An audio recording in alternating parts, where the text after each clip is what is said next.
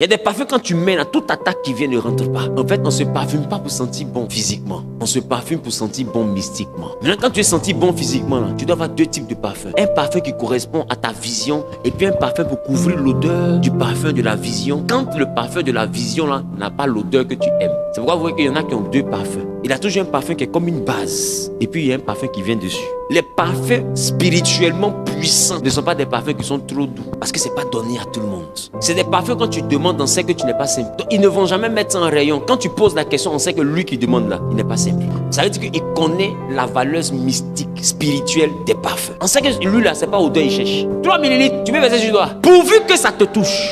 C'est pas le fait que ton voisin sente l'odeur, ça va te toucher pour que le rayonnement de cette senteur-là soit sur toi. Maintenant, tu mets tous les autres parfums dessus. Non, du coup, moi, je porte jamais un parfum. J'ai toujours un parfum spirituel et puis un autre parfum. Il y a des parfums quand tu mets là, toute attaque qui vient ne rentre pas. Rien qu'avec un parfum, tu n'as pas besoin de parler en langue. Tu prends, tu mets. Parce qu'en vrai, on ne parfume pas les habits. La Bible dit que le parfum ne manque pas sur ta tête. On parfume la tête et puis d'autres endroits du corps qui sont des portes normalement d'accès. Afin que tout esprit qui vient pour essayer de rentrer par tes portes sente l'odeur d'un parfum qu'il n'aime pas, il recule. Tu dois connaître les portes du corps. La Bible dit qu'un esprit rentre par un chemin, mais il fuit à 7 chemins. L'homme a donc 7 chemins de sortie. Les chemins qui sont des différentes portes doivent être bornés par des parfums que les esprits n'aiment pas. Donc même quand tu es dans une faiblesse, quand l'esprit vient vers la porte, il sent une odeur, tu es faible mais tu n'es pas pénétrable.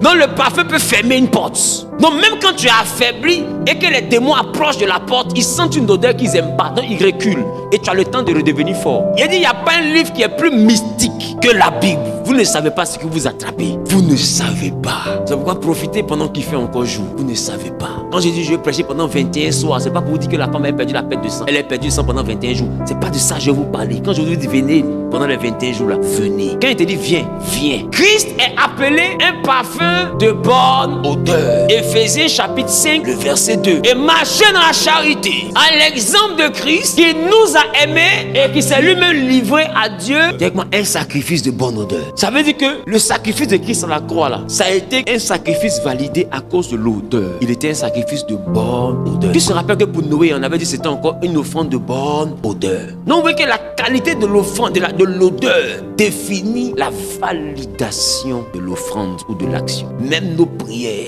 ont des odeurs. Ne négligez donc pas les odeurs dans ce que vous faites dans la spiritualité chrétienne. Il y a des odeurs simplement. Lorsqu'elles sont authentiques, tu n'as pas besoin de prier pour avoir l'argent. Il y a un seul endroit de ton corps que tu dois parfumer ces odeurs-là. L'argent viendra à toi. Même si tu n'as pas beaucoup, tu n'auras jamais rien. Rien, ça ne peut pas venir dans ta vie.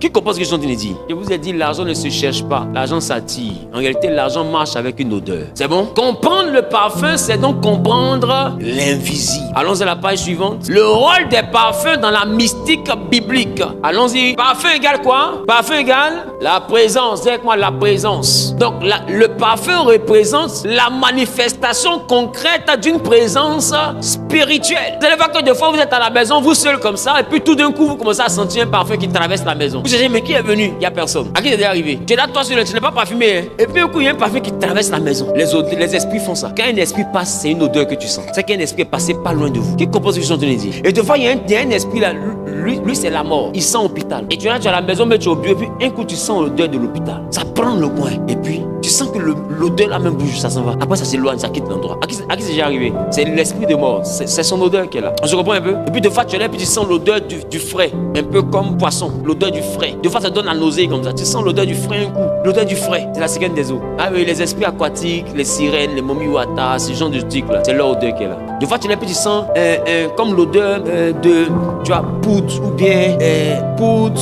Des odeurs bizarres comme ça. Vous voyez un peu, non? Tu vois un peu le talc là. Tu sais que des enfants là, poudre, qu'on met sur les fesses et puis on tape pas. Et puis tu sens l'odeur de poudre et tout ça. Des fois, c'est les esprits python, les esprits de python, des divinations et tout là. Ouais. C'est eux qui font ça. C'est quoi vous allez remarquer que ce sont des odeurs qui sont beaucoup rattachées aux femmes qui font le combien, ce genre de choses. Elles aiment beaucoup les trucs comme ça. C'est les mêmes esprits de divination qu'elles utilisent. Donc c'est un parfum qui est propre. Parce qu'elles ne font pas ça par hasard. Elles font ça parce que c'est une odeur qui est propre à ce type d'esprit. On se comprend? Donc vous devez comprendre ce que j'essaie de vous expliquer. Tu comprends maintenant? Non, maintenant quand tu es enseigné, tu peux détecter la présence des esprits avec ton nez. Parce que tu comprends les règles des odeurs. Je ne suis pas en train de vous prêcher des choses imaginaires. Je vous prêche le monde spirituel que j'appelle le mysticisme christocentrique. Ne jouez pas avec. symbolique. Est-ce que vous savez que la maison de Dieu, dans la Bible, ils ont construit le temple. On dit que ce sera la maison de Dieu. Dieu dit, je fais du ciel mon trône. Et c'est là que le verset est sorti. De la terre mon marchepied. Quelle maison pouvez-vous me construire? Et puis il dit, si ce n'est pour y brûler le parfum, et il fait reposer mon nom. Donc il dit, lui-même, il ne peut pas rentrer dans la maison là, mais il peut brûler le parfum là-bas. Il dit, c'est un endroit où vous allez brûler le parfum. C'est-à-dire que le temple là, la tente d'assignation au temps de Moïse, le temple au temps de Salomon, tout ça c'était pour brûler le parfum. Ça fait que dans le lieu saint, il y avait l'autel des parfums. Dans le lieu très saint, où il y avait l'arche de l'alliance, au-dessus il y avait le propitiatoire qui est comme un encensoir, où on mettait encore le parfum. Et quand la fumée sort, Dieu apparaissait dans la fumée sur l'arche. Donc c'était encore un parfum qui faisait que Dieu venait à la rencontre du souverain sacrificateur.